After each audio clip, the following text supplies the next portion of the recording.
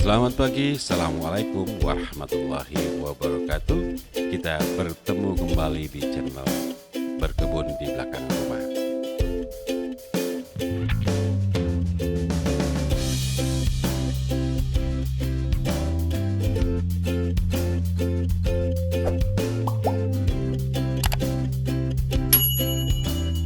Assalamualaikum warahmatullahi wabarakatuh. Kita ketemu lagi di channel Berkebun di Belakang Rumah yang membahas masalah pertanian di lahan sempit, khususnya di perumahan.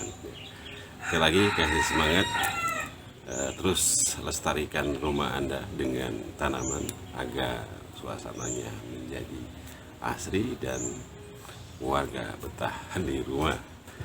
Bapak Ibu sekalian, sekarang kita akan membahas sebuah tanaman yang dimana tanaman ini dapat memberikan hasil pupuk untuk tanaman lainnya, ya. Jadi ada sebuah tanaman yang gampang dibudidayakan, kemudian tanaman ini sangat bermanfaat bagi tanaman lainnya, ya.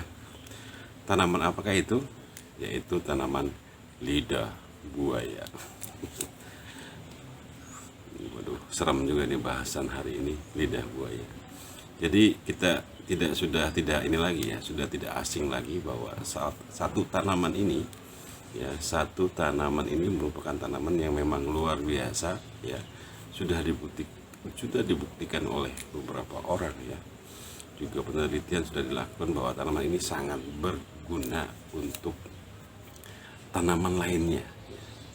Jadi nggak ada salahnya kita menanam tanaman lidah buaya di tempat kita, ya, untuk memberikan pupuk kepada tanaman lainnya.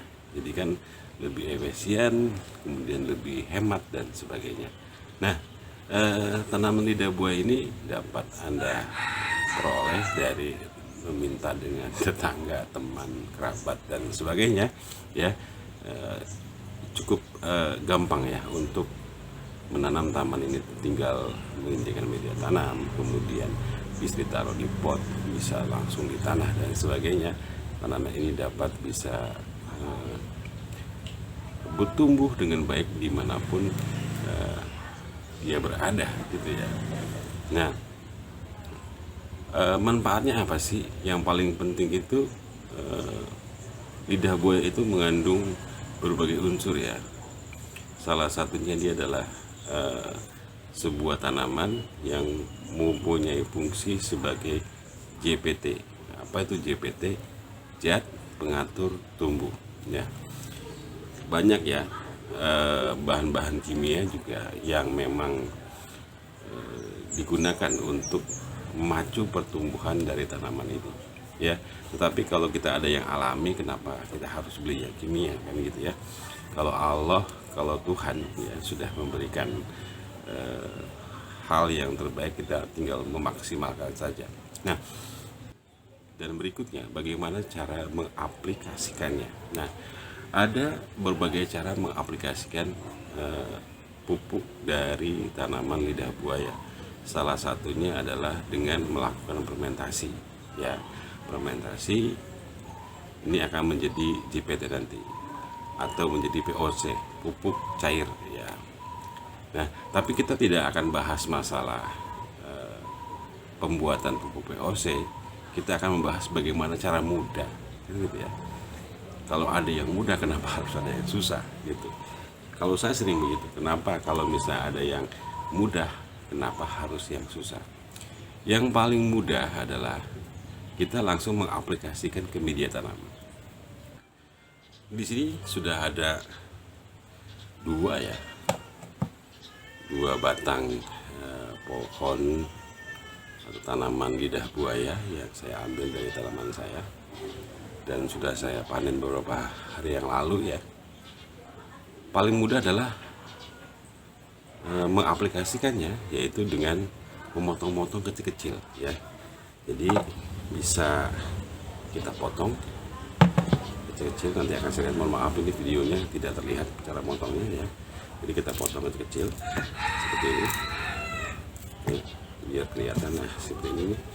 Saya taruh di atas sini, ya. Saya potong.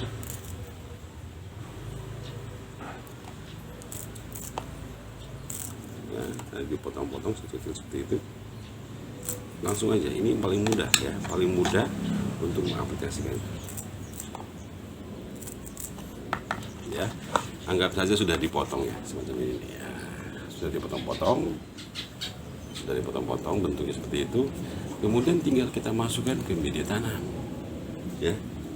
Jadi ambil saya contoh media tanam. Ini ada tanaman apa nih, seledri saya nih ya, ada tanaman seledri saya. Kita ambil lidah buayanya, kemudian kita benamkan di media tanam ya. Kita benamkan tadi seperti ini kan, ada lidah buaya ya, kemudian kita benamkan di media tanam. Nggak perlu banyak-banyak ya, satu tanaman bisa 3 atau 4 atau 5 ya. Tanam di kalau bisa di masukkan ya. Jadi kita masukkan, kemudian kita uruk kembali atau kita timbun kembali, diuruk. Jadi dimasukkan ke dalam media tanam, kemudian diratakan sampai dia tidak terlihat seperti itu. Nah, ini kita bisa lakukan 1 bulan sekali ya, 1 bulan sekali atau 2 bulan sekali. Nah, ini akan membantu pertumbuhan tanaman kita ya, akan membantu pertumbuhan tanaman kita. Jadi nggak susah ya, nggak susah. Kita menanam tanaman, kemudian tanaman itu bermanfaat untuk tanaman lainnya ya. Jadi Bapak Ibu bisa coba di rumah ya, cara menanamnya. Saya tidak akan membahas cara menanam ya lidah buaya. Saya rasa sudah mahir semuanya ya. Itu saja. Jadi itu yang paling gampang ya, yang paling gampang kita mengaplikasikan pupuk lidah buaya ini untuk tanaman ya. Serasa itu saja bahasan kita kali ini, cukup singkat, yang singkat-singkat aja dah ya. Yang sulit-sulit kita belum terjangkau ya. Skala saya adalah skala rumahan ya.